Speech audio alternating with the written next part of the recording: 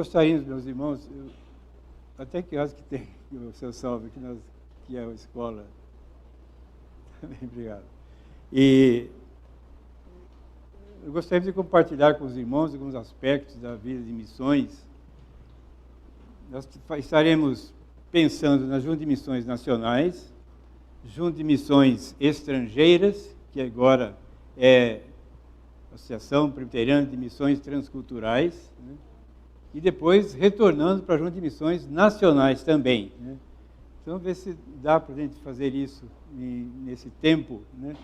E lembrando sempre esse tema, missões é uma obra sacerdotal. Nós somos chamados ao sacerdócio, né? E isso basicamente em 1 Pedro. Mas vamos ver outros textos também, mas estaremos focalizando mais em 1 Pedro, que fala de maneira muito especial. Antes de iniciarmos, vamos fazer mais uma leitura de um salmo, que é o 98, fazer essa leitura de forma responsiva. O Salmo 98.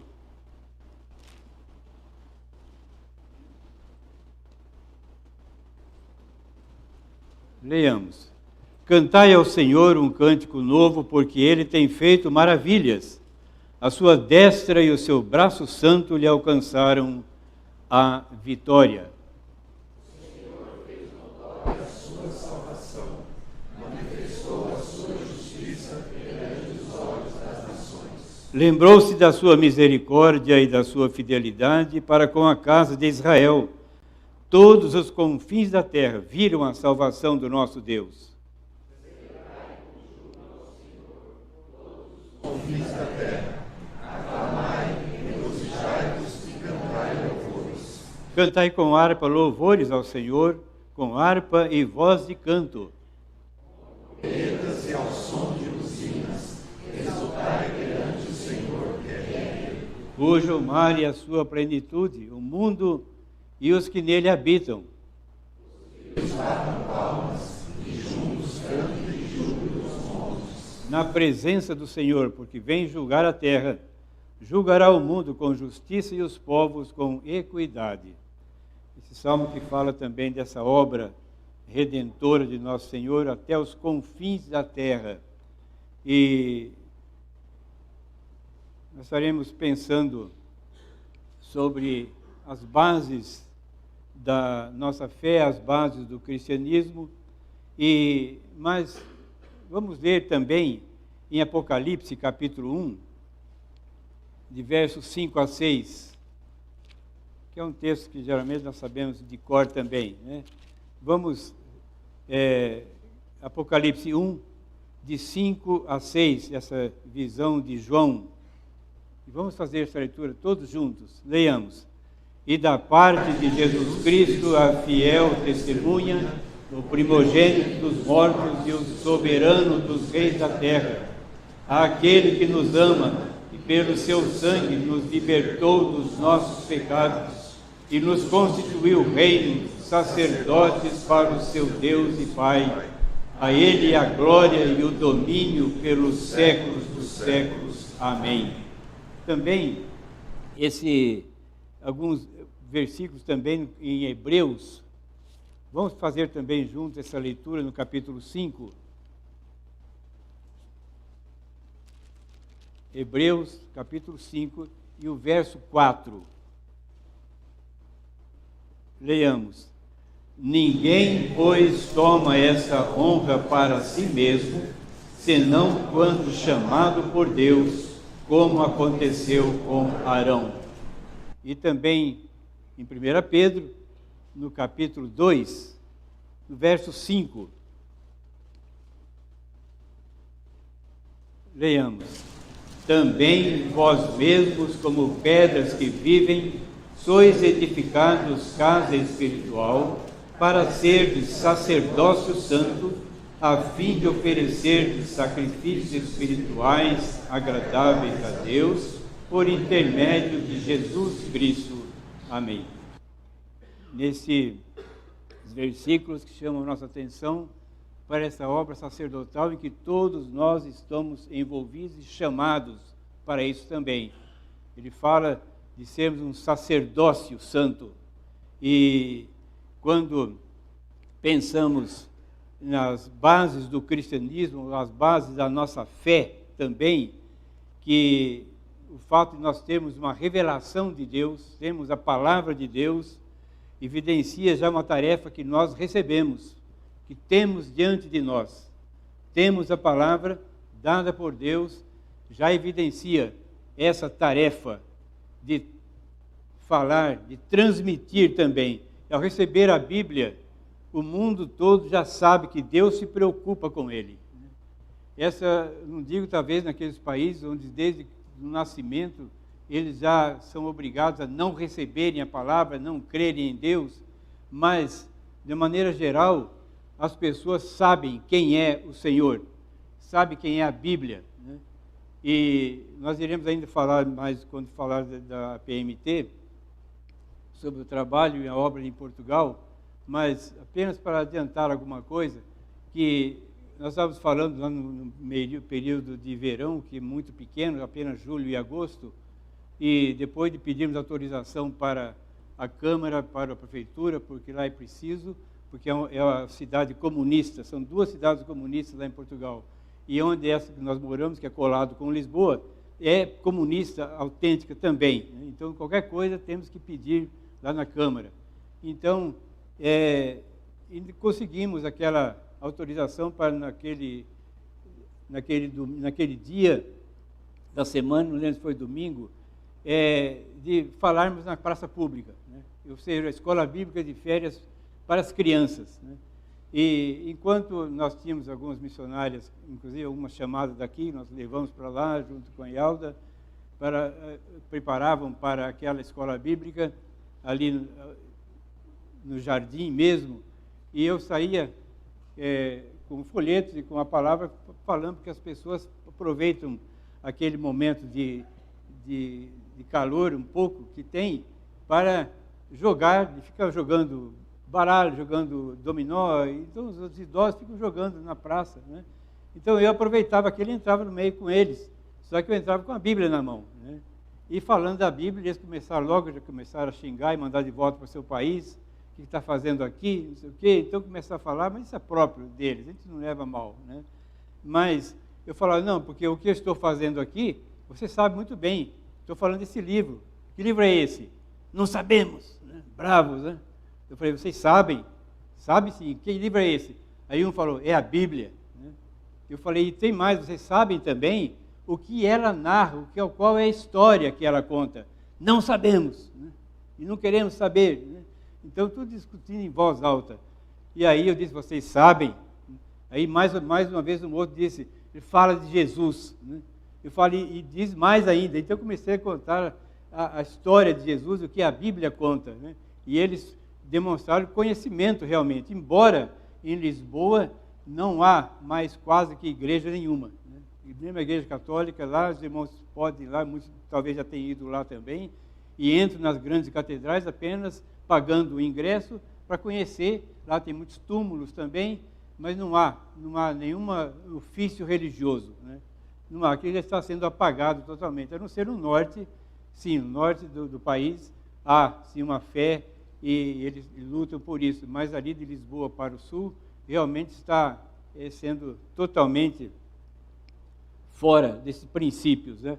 Por isso que pensamos que ao receber a Bíblia, o mundo sabe que Deus se preocupa com ele, e ao ler essa Bíblia, então, muito mais vai entender qual o grande amor de Deus, né? Qual o propósito da salvação para um mundo, né?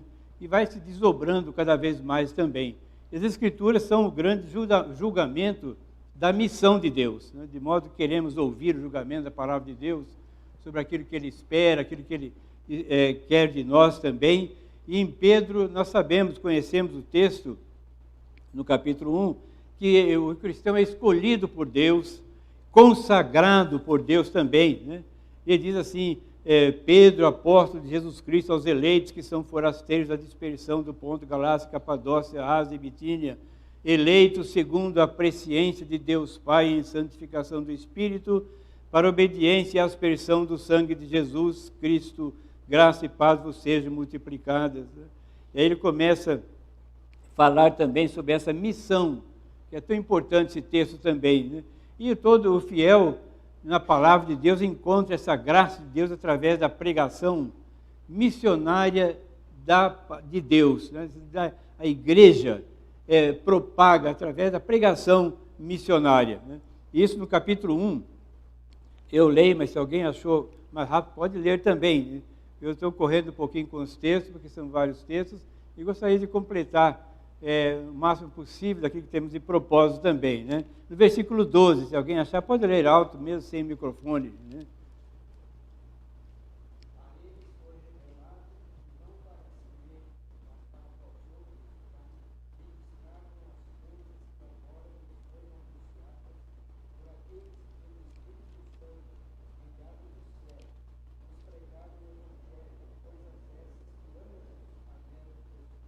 Então, nós encontramos aqui a missão, né? Realmente uma missão dentro dessa obra missionária da igreja, que anjos anelavam isso, né? Mas foi dada a nós, né? No verso 25 também, todos estamos no capítulo 1, né?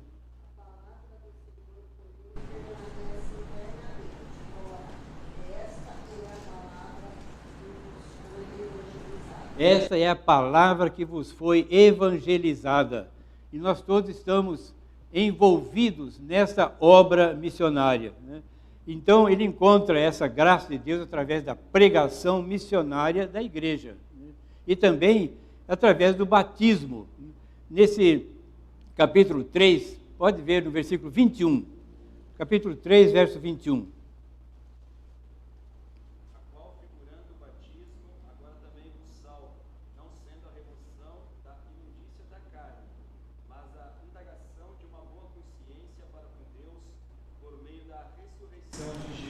Esse é o princípio do batismo também, né?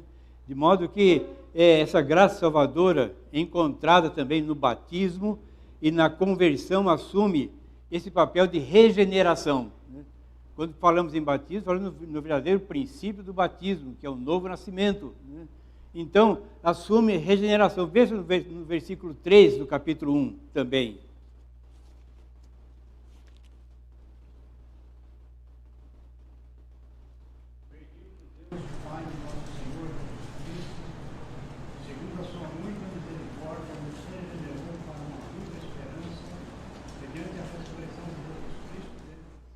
Então encontramos essa regeneração, viva esperança também, né?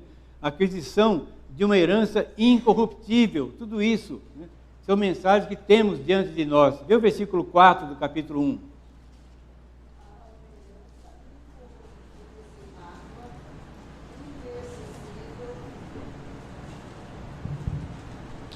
Imercessível, reservada nos céus para vós outros. Então, essa graça que recebemos, o resgate da futilidade também, né?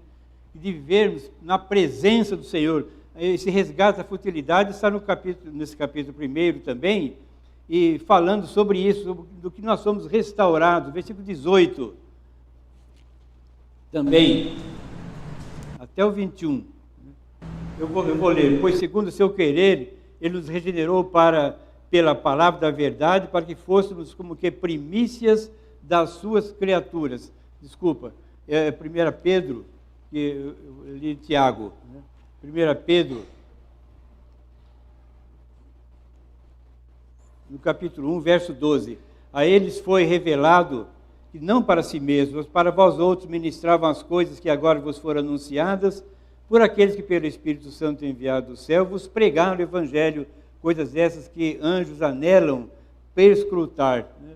Esta resgate da futilidade, versículo 18, que diz, sabendo que não foi mediante coisas corruptíveis, como prata ou ouro, que fosse resgatados do vosso fútil procedimento que vossos pais vos negaram, mas pelo precioso sangue, como de cordeiro, sem defeito, sem mácula, o sangue de Cristo, conhecido com efeito antes da fundação do mundo, porém manifestado no fim dos tempos, por amor de vós. Quando fomos resgatados também de uma vida fútil, ou seja, com algo tão profundo, segundo o Evangelho do Senhor Jesus Cristo, Então a salvação se torna a base de uma identidade pessoal de cada um de nós, a identidade da igreja. A salvação é a identidade da igreja, os salvos por Jesus Cristo e a sua responsabilidade pelo mundo também, né? Aí abre-se diante de nós, segundo esse texto, a visão missionária e uma visão escatológica também, né? Olhamos para o fim, né? Uma visão missionária, pregação, e isso é pela igreja. Todos nós estamos envolvidos nisso como um sacerdócio santo. E o apóstolo Pedro, no capítulo 2, não vamos ler, mas ele diz que há uma série de figuras, né, que ele vai descrever a comunidade dos fiéis como povo de Deus também, e é a nossa responsabilidade, né? Não se separando do mundo, a comunidade cristã deve oferecer um testemunho vivo e de esperança que eventualmente levará o mundo a dar glória a Deus, né? Isso nós vemos na própria família nossa também, né? Muitas vezes nós estamos dentro da família e dentro de uma posição, muitas vezes separadas totalmente, né? Mas o mundo é assim, nós vivemos no mundo, mas somos separados do mundo, né? Mas podemos ser ridicularizados quantas vezes, né? Nós somos ridicularizados, né? Mas isso para nós se transforma em um modelo de vida, realmente. Por quê? Pedro, nós vamos ver isso também em Pedro, ele fala que isso tudo tem um impacto missionário, porque no final, para onde que mesmo sendo da nossa família, eles vão correr para quem? No momento do desespero, né? Eles não sabem a quem que eles vão recorrer, né? Então, realmente é algo que é um princípio fundamental para nós como sacerdócio santo. Então, voltando pensando nas juntas de missões nacionais, nós fomos chamados para essa obra, e particularmente nós, desde o meu avô, que era missionário, meu pai, que era pastor missionário também, e nós estamos também recebendo esse chamado desde criança, né? De modo que é um chamado segundo o propósito de Deus, né? E nos chamou, depois de passarmos um pouco de tempo em Mato Grosso do Sul, ele nos chamou para o campo missionário em Alta Floresta. E aqui, inclusive em Alta Floresta, hoje tem o nosso irmão presbítero Renato Astolfo e outros irmãos estão lá vendo hoje também, estão lá atentos e queriam ouvir também esse momento, né? E esse Renato Astolfo é muito amigo da Simone Nena aqui também, né? Ele é de Campinas. Ele foi chamado para a Junta de Missões, para o trabalho do nosso tempo lá também, logo no início do trabalho, ali em Alta Floresta, e é aquela cidade que tinha saído das matas, mesmo chegamos lá, tinha 3 ou 4 anos, somente que tinha sido desmatada totalmente, e nós entramos lá com a presença da Igreja Presbiteriana, né? Iniciando em nossa casa mesmo, né?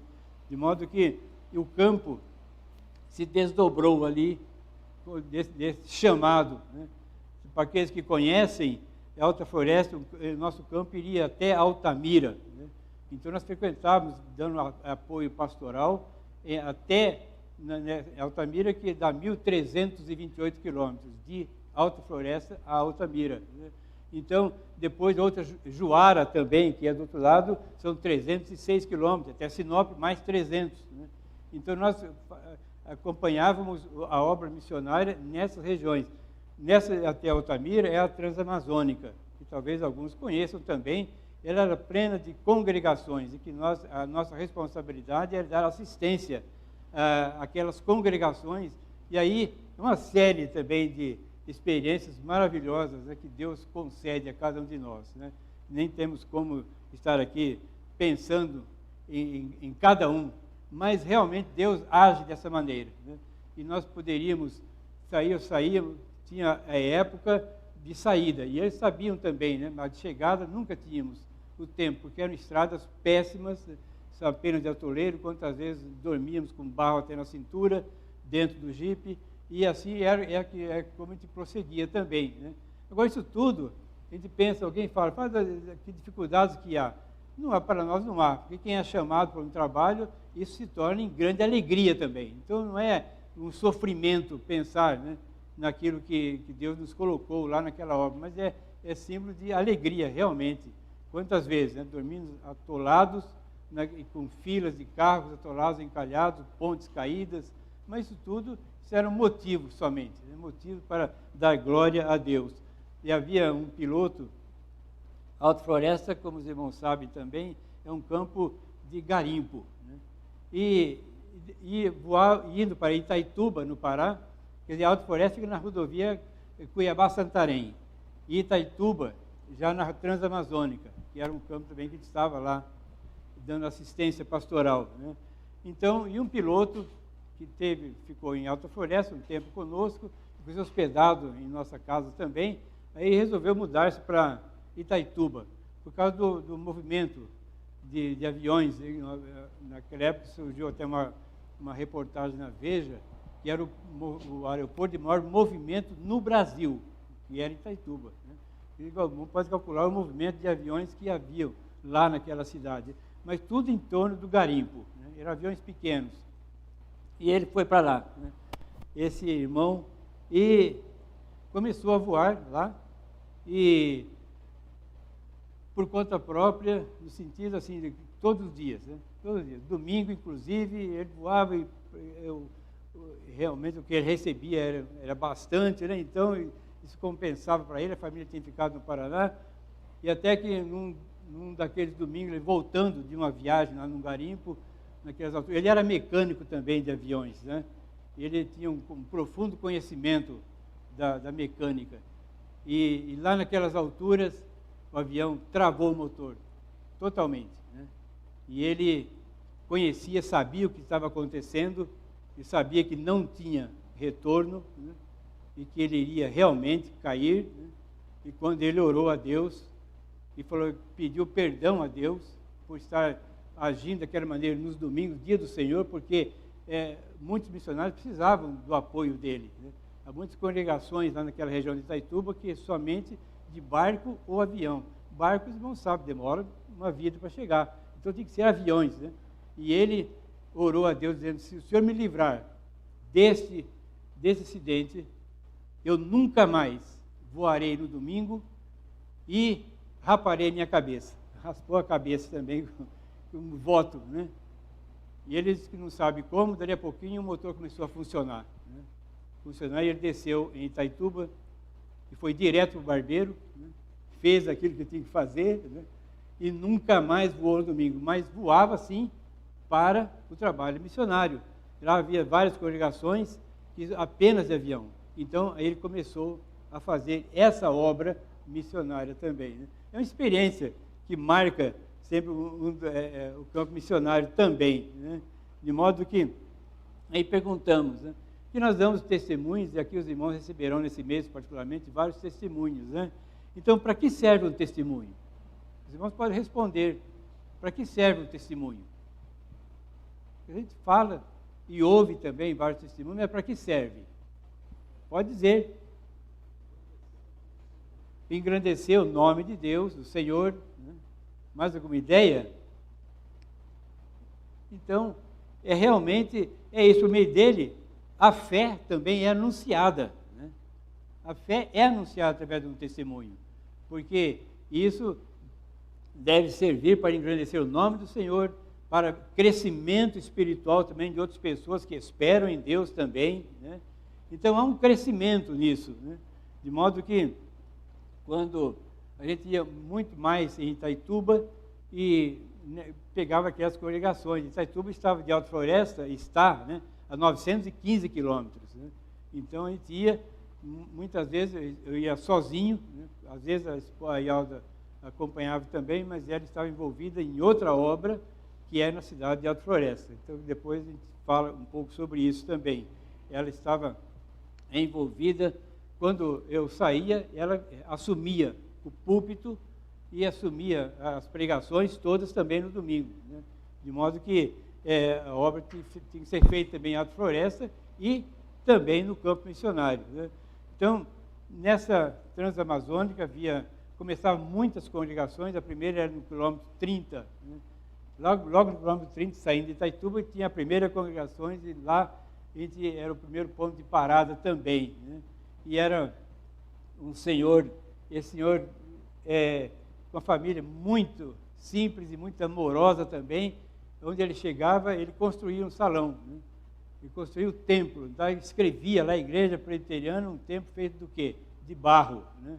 Esse de barro, os bancos que ele mesmo fazia, e lá tinha a família dele e as vizinhanças, recolhiam as pessoas, e lá nós chegávamos também, né, para celebrar e proclamar a palavra de Deus. Mas o que a gente recebia de bênção era muito mais, eu penso, do que aquilo que te dava mesmo, né? Porque o exemplo de pessoas, né, dedicadas, e eram assim como não nessa do quilômetro 30, mas de 100 e poucos já, havia uma congregação que nós chegamos lá, num dia, e foi no meio da mata, uma congregação de madeira.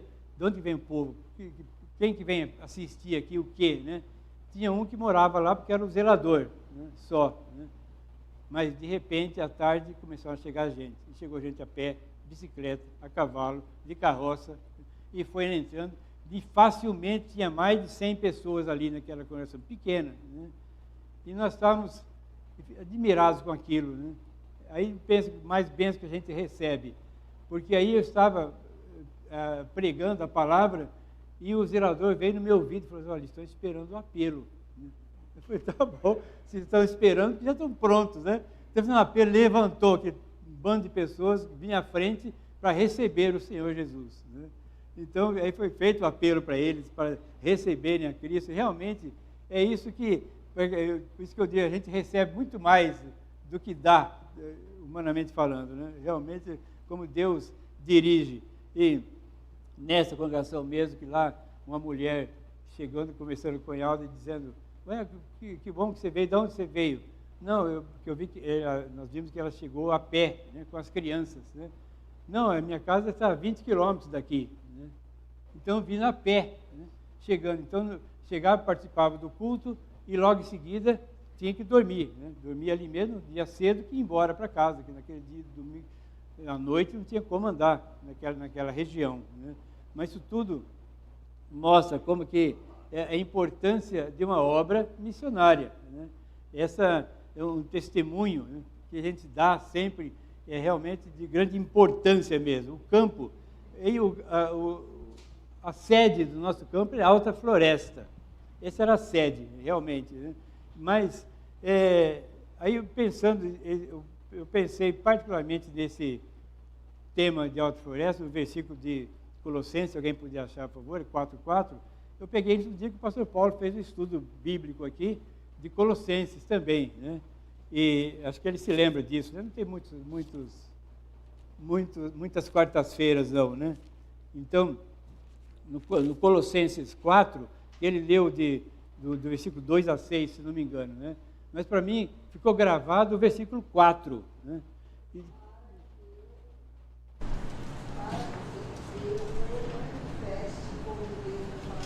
Para que eu o manifeste como devo fazer.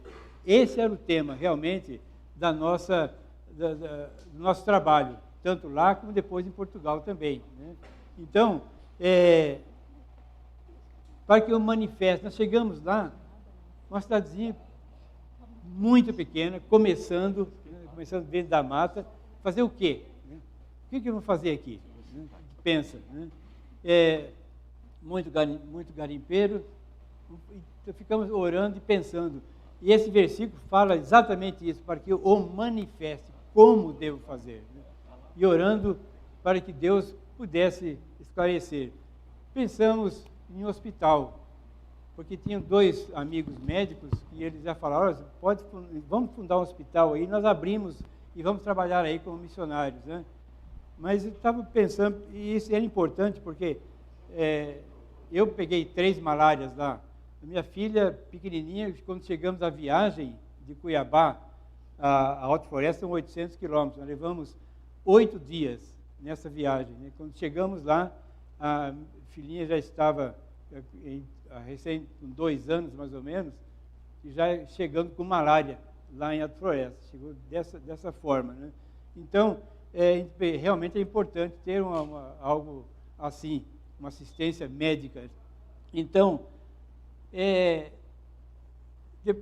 apenas pensando sobre esse fato, que logo na chegada de uma cidade que chegamos lá sem nenhuma condição, né, material, então é algo assim muito difícil realmente, mas Deus vai conduzindo, dirigindo de tal maneira, né, que tinha um hospital ali bem pobre também, de madeira, mas o médico estava lá animado, né? Depois, futuramente, ele veio se converter e tal, foi um grande amigo. Mas, antes disso, ele não conhecia nada, porque ele tinha vindo do Sul, do Rio Grande do Sul, os irmãos sabem, o Rio Grande do Sul, eles são totalmente contra qualquer questão de religião, essas coisas. O trabalho no Rio Grande do Sul é bem difícil, nós estivemos lá trabalhando também, né? Então, ela ficou no hospital aqueles dias, cuidando da malária, e eu também estava já precisando de cuidar dos médicos, e ficamos, aí saímos, né, e falei com o médico, né, olha, se dá para o senhor aguardar um pouco, nós não temos ainda as condições de pagar isso tudo, né, porque era uma quantia bem elevada para nós, né, mas aí naquele dia, quando saímos do hospital, ela saiu, falou, vamos olhar então no banco, né? E o banco, sabendo que o banco que via o salário também, mas não era tempo de chegar, nem pensamento, de maneira nenhuma, né? Então fomos, mesmo assim, fomos no banco, nós tínhamos já aberto a conta lá, vamos lá ver, né? Chegamos lá e tinha exatamente o valor do hospital e o valor da farmácia, que era o mesmo também, né? E o valor do hospital era o mesmo de um salário nosso do mês todo. E o da farmácia também, mesma coisa. E exatamente o valor dos dois estava lá naquele dia, né? Então pudemos retirar e acertar aquelas contas, e depois de um tempo recebemos uma carta de uma senhora, né, Dona Juventina Arruda Santana. Ela morava em Assis. Ela disse, olha, eu li a reportagem da viagem de vocês, e senti no coração que devia mandar essa oferta para vocês usarem naquilo que fosse preciso, né? Então, ver como que Deus age, né? É algo assim maravilhoso ver a mão de Deus agindo, né? E isso, nós não temos como condições, eu sei que o tempo é escasso, de pensar em viagens, né, e dificuldades, como Deus vai conduzindo, né? Por exemplo, nós estávamos na nossa ida para a Alta Floresta, aquilo era só toleiros. Então, 8 dias daquela viagem, eram muito toleiros, né? Tanto é que nós chegamos lá, tinha eram uns 50 caminhões parados, né? Isso no atoleiro, perdendo comida, perdendo tudo, eles não podiam. Nós falamos, por que vocês não jogam fora essa comida? Não podemos jogar fora, nós temos que prestar conta disso, né? Então, aquilo com um cheiro terrível, e nós tínhamos um lugar lá, um atoleiro muito fundo, que ninguém passava, né? Aí os motoristas falaram para mim, se quiser, joga o seu carro dentro desse atoleiro, nós tiramos isso daí. Juntamos todo mundo aqui, tira. Eu falei, então vai. Então, eu embalei o carro e pá, lá no meio, afundou as 4 rodas lá, ficou, né? Ninguém mexia. Aí vieram os homens, todos os motoristas do caminhão, cada um pegando, quase não sobrou lugar para pegar, né? Eles levantaram o carro, levantaram e andaram com ele até no final, né? Carregando mesmo assim, né? Então é algo que a gente vê como é que Deus faz, né? Como que Deus age, né? Então é algo assim que a gente fica pensando, né? Que a gente só cresce mais e agradece a Deus por tudo isso também, né? Como é que Deus age, né? De maneira muito especial mesmo na vida de um chamado, né? Por isso que pensamos de Pedro falando sobre o sacerdócio, né? É algo, um sacerdócio que como nós vimos aqui, ninguém toma, pensando novamente em 1 Pedro 2,5, né, que ele fala sobre isso, e diz assim,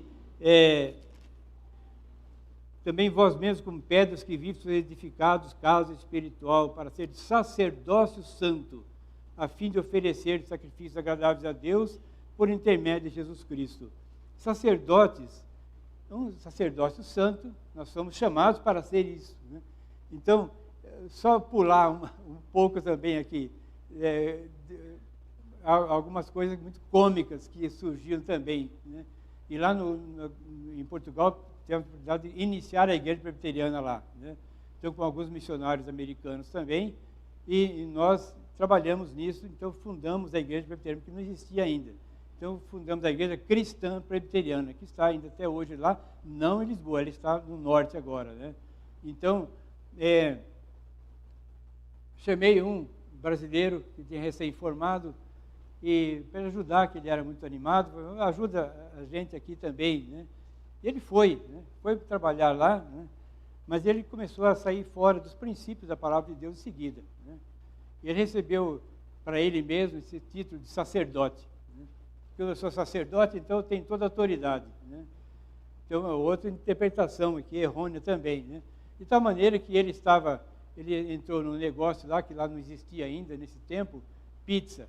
Eles não sabiam o que era pizza, né, os portugueses. Então, ele fundou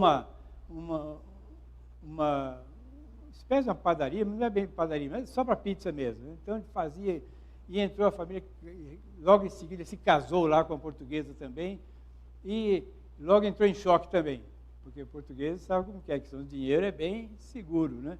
Então, ele, até o telefone também, você não pode nem telefonar para fora, tem que pagar, então é bem... É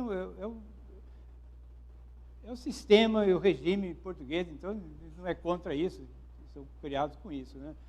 Mas ele é se indisposto contra ela, porque ela começou, a sogra dele, né? A família dele, como se colocou contra ele, né? O que ele fez, né? Ele, talvez o pastor Paulo possa ter uma ideia quanto a isso, né? Ele levantou lá no dia do culto e entregou a sogra a Satanás. Assim como Paulo fez, né? Entregou a sogra para Satanás. Agora calcula isso, né? Então, isso foi terrível, foi depois algo que tivemos que trabalhar com isso. Hoje ele não está mais na igreja presbiteriana, né? Ele fundou uma outra igreja lá em Portugal mesmo, está por lá, né? Mas é o que acontece mesmo. Nós queríamos apenas pensar, eu sei que no nosso tempo, eu pensei que conseguiria falar dentro desse tempo, mas quando iniciamos ali, dentro daquele texto de apóstolo Paulo falando aos Colossenses, como que nós devemos fazer, né? Como agir também, né? Então, aí pensamos, voltando àquele assunto do hospital, né? Mas aí pensamos numa escola, que não existia escola, tinha uma escola do governo, então começamos a pensar numa escola, e assim iniciamos a Escola Presbiteriana de Alta Floresta, né? E hoje ela está com 650 alunos, né? Essa escola que nós começamos dentro de casa, nosso quarto de dormir, a gente levantava antes das 6 horas, limpava o quarto, tirava as coisas, punha coisas para a sala de aula, e a sala de casa também virou isso. Então começou assim a escola, até que, depois de uma ajuda também, até os parentes da Yalda, que estão vendo também, por isso que eu falo o nome dele, que é Herman, e a Ângela, que estão lá em Washington, vendo também esse programa. Eles deram um apoio muito grande, imenso mesmo, inclusive dando bolsas de estudos para alunos, né? Dentro dessas bolsas de estudos, nós temos hoje uma missionária na África, nós temos também uma missionária que, morando em São Paulo, fruto dessa bolsa de estudo, porque eles falavam, a bolsa é para quem não é cristão. Então, lá na escola, eles conheceram a Jesus e hoje são missionários também, né, na obra, espalhado pelo mundo, e alguns nós nem sabemos de onde estão também, né? Mas eu queria apenas deixar uma narrativa de um caso aqui, pelo menos, né? Que são vários casos. Começando no pré, né, no jardim, aquela escolinha, e lá ia uma menina. E a menina tinha um irmãozinho de 4 anos. O irmãozinho começou a chorar porque queria ir para a escola também, mas só que ele não tinha idade para isso, né? Então os pais, que são líderes, eram líderes da cidade, estou omitindo alguns nomes, né? Ficaram, você não pode, você não tem idade para isso, né? Ele não tem nem 4 anos ainda formado, né? Mas ele chorava e queria ir para a escola da irmã, né? Então os pais foram, a mãe foi lá conversar o que podia fazer. Então a Yalda, conversando com ela, falou assim, olha, traz ele aqui, ele fica como ouvinte. Né? Nossa, a alegria dele de colocar um uniforme. Né? Colocou o uniforme da escolinha e foi para lá. Né? E aí, depois de algum tempo, o pai veio nos procurando, dizendo, eu quero saber o que está acontecendo com o ensino de vocês aqui. Porque o meu filho, 4 anos, só fala em oração, só fala que eu tenho que fazer oração antes de comer e antes de dormir. E eu falo para ele, eu não sei orar, não quero orar. Né? Eu ensino. Faz assim, igual as tias faziam.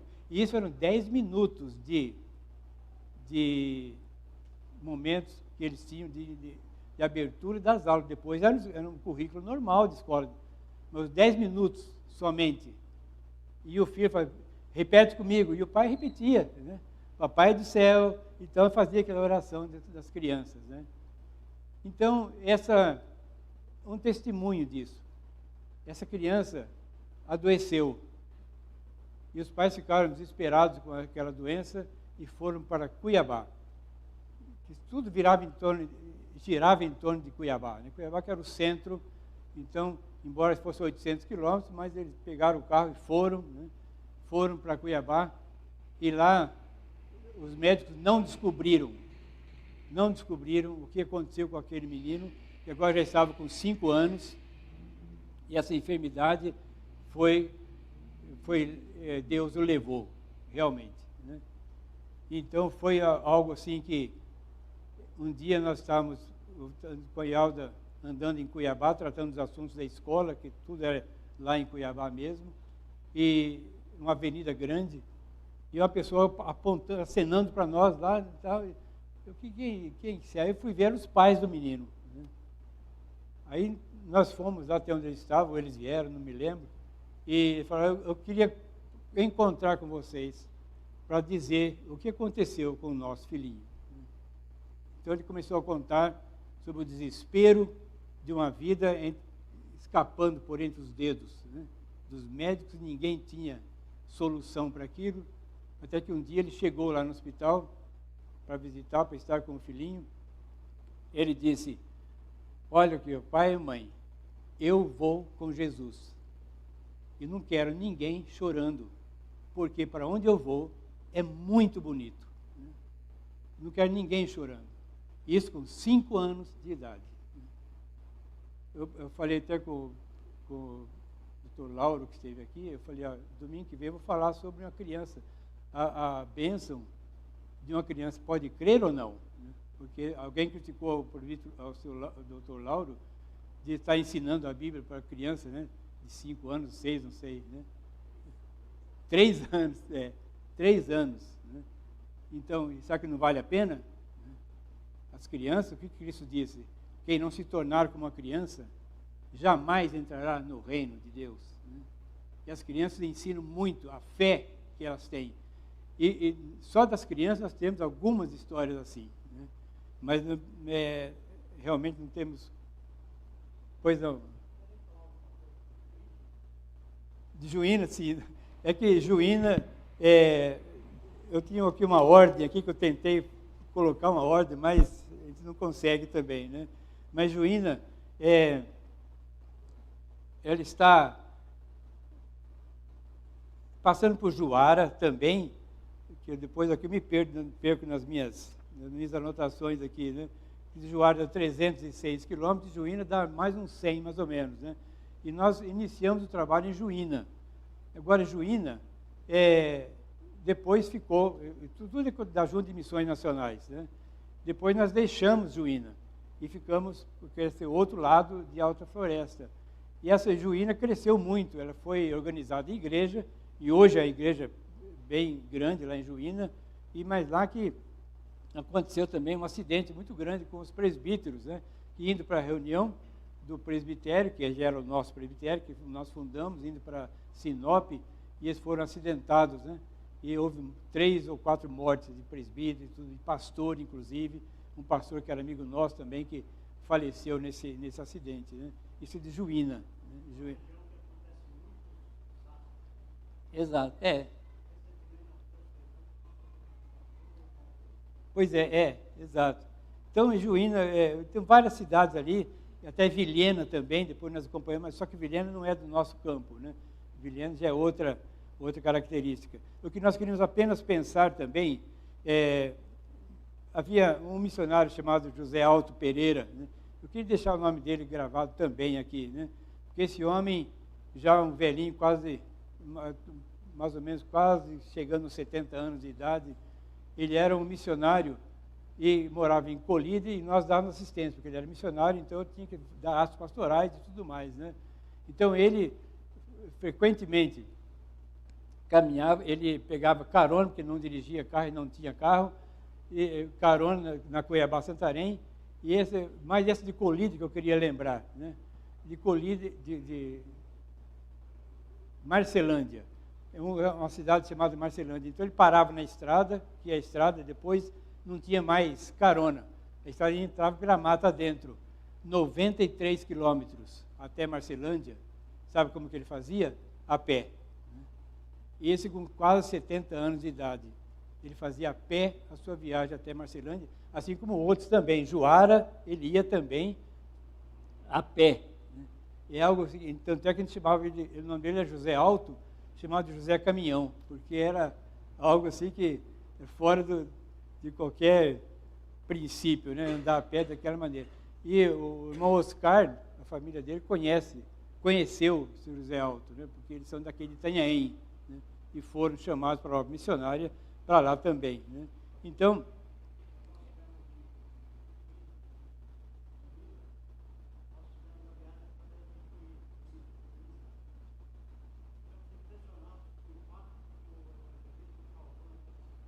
exato. Bem no centro, É. ao passo que a igreja católica é num bairro, né?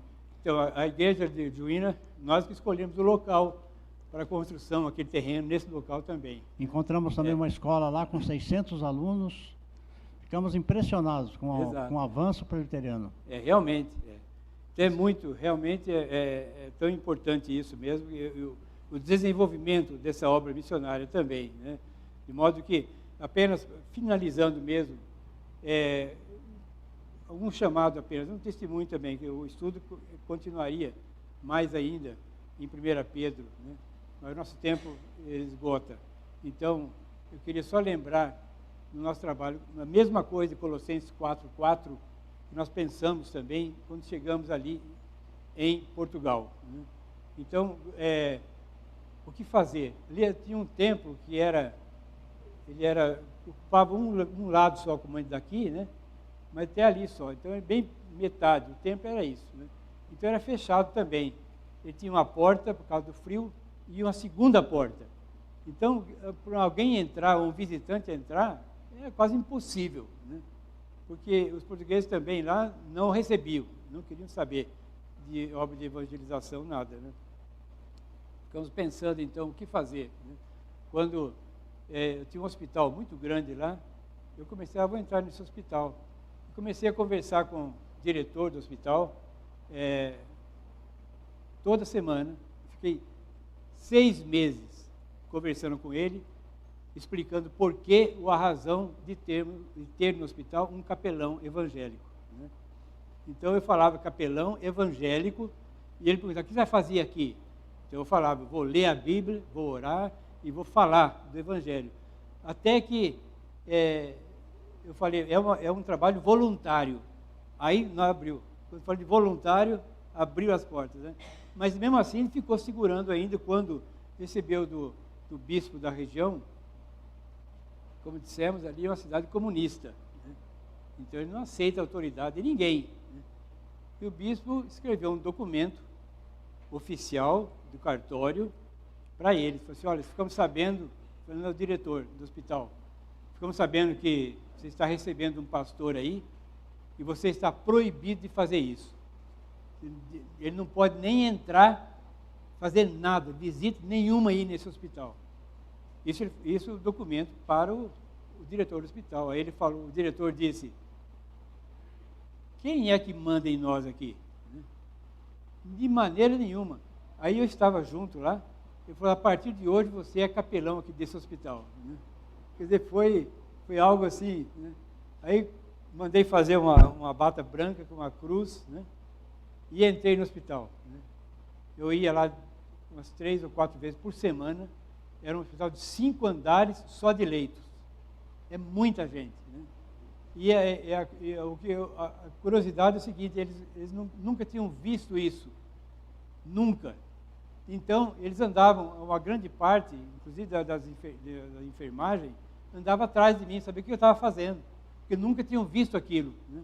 Eu queria saber o que estava fazendo. Né? Então, eu andava até que um dia, estava com a diretora de enfermagem, ali ao lado também, que ela queria saber.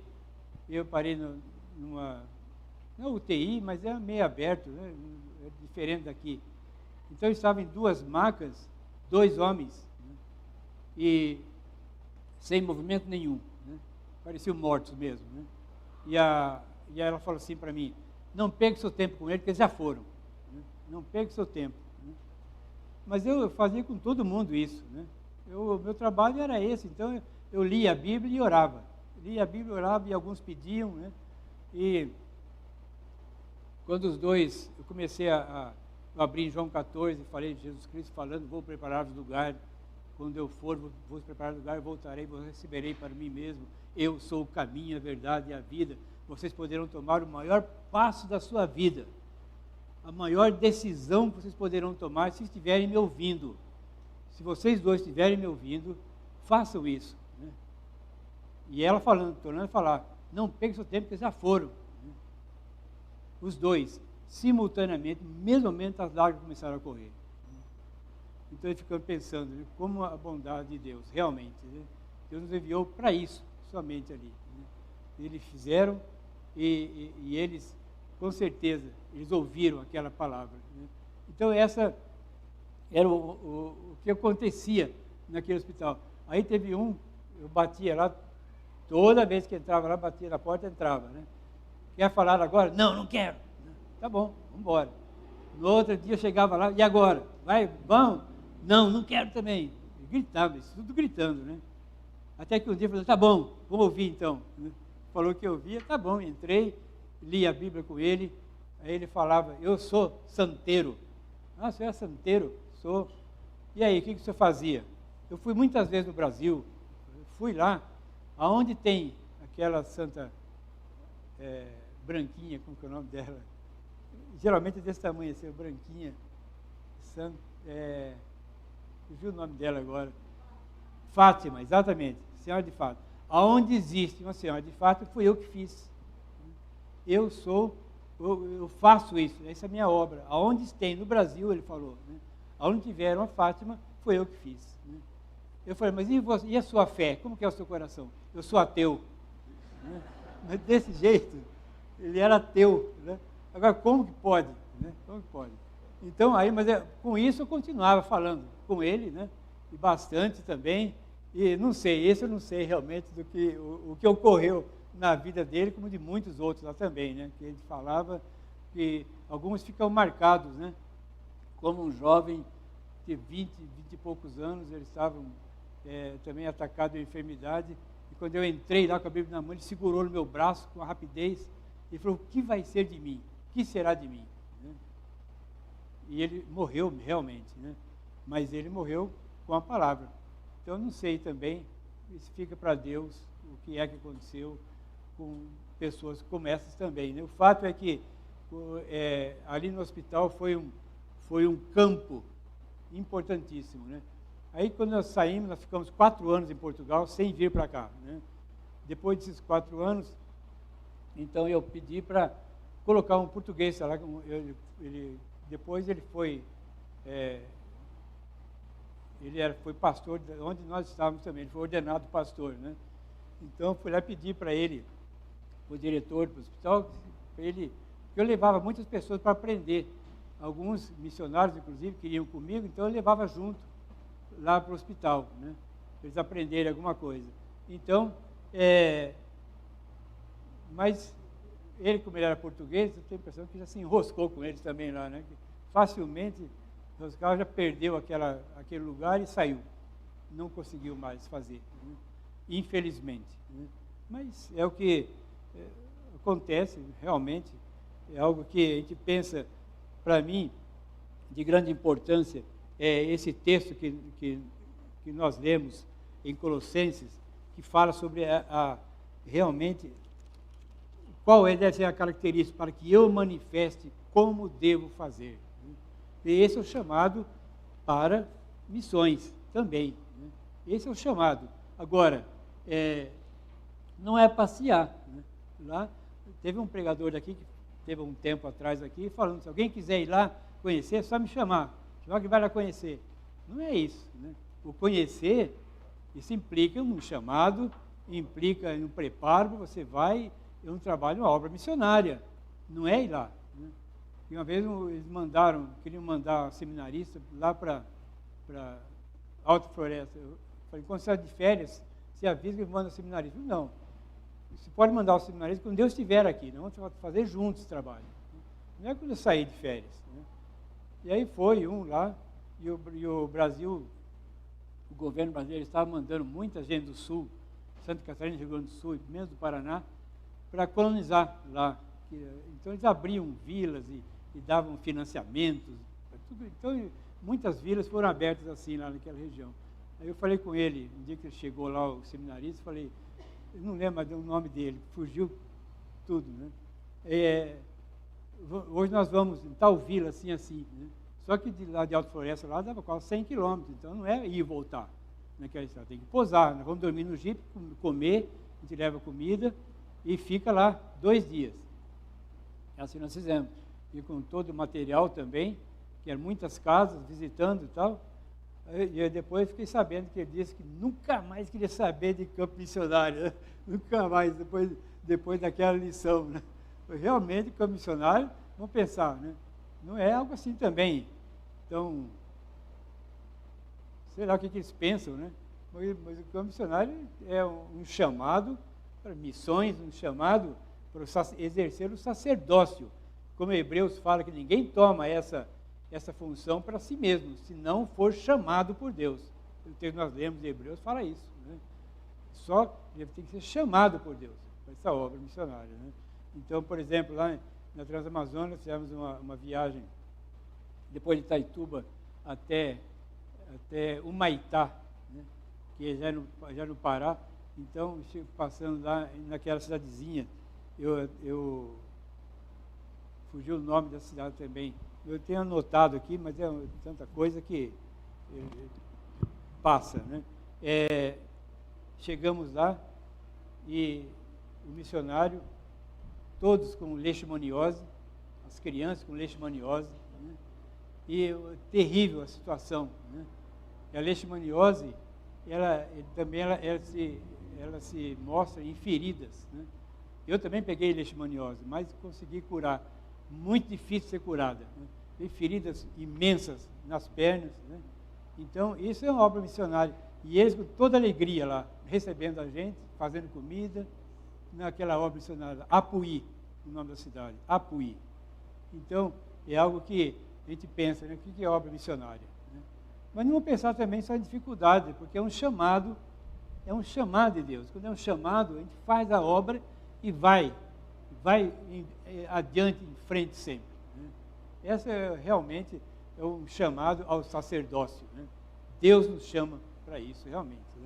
Então, nós queríamos pensar em alguma coisa mais, mas nós passamos bastante do tempo, estou vendo aqui o horário. Deus abençoe realmente os irmãos e voltar a palavra para o Gonçalves, infelizmente. Quando o senhor começou a falar, o senhor estava em Portugal, o pessoal na praça, o senhor pregava e ele falava, não quero saber disso não, Exato. Não quero saber disso não, até que o senhor insistiu, e um respondeu, Exato. Então eu queria deixar um texto aqui que está também em 1 Pedro, capítulo 4, versículo 14, que diz assim, se pelo nome de Cristo sois injuriado, bem-aventurados sois, porque sobre vós reposa o Espírito da glória de Deus. Exato. Realmente. Obrigado. Obrigado, irmão. Pois não?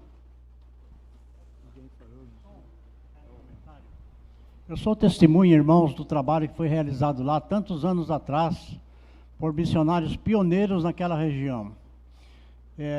Nós levamos, para chegar na cidade que nós estávamos indo, 30 horas, contando 3 horas de avião, 12 horas de Cuiabá até Juína, de Juína até essa cidade que nós construímos lá, que é lá em Colniza. Colniza é a última cidade, bem quase na região amazônica já.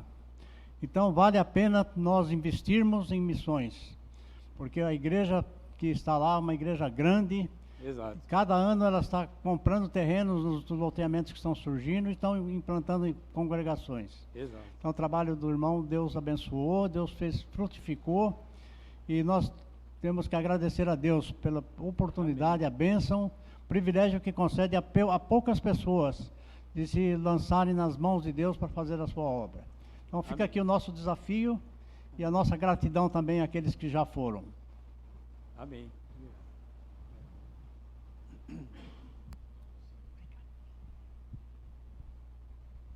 Há uma frase do reverendo Hernandes que ele diz assim: Deus não nos livra da fornalha, mas Ele nos livra na fornalha. E se nós formos ouvir o testemunho de cada missionário, nós vamos ficar aqui 3, 4 horas. Deus me deu o privilégio de ser pai de 2 missionários. E eu louvo ao Senhor por isso, porque realmente não é uma questão de eu querer, é uma questão de chamado.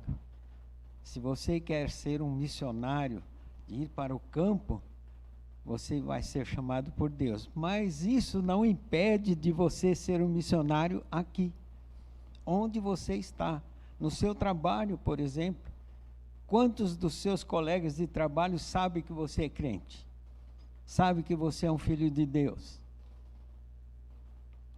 Isso também é trabalho missionário. Então seja um missionário onde você está.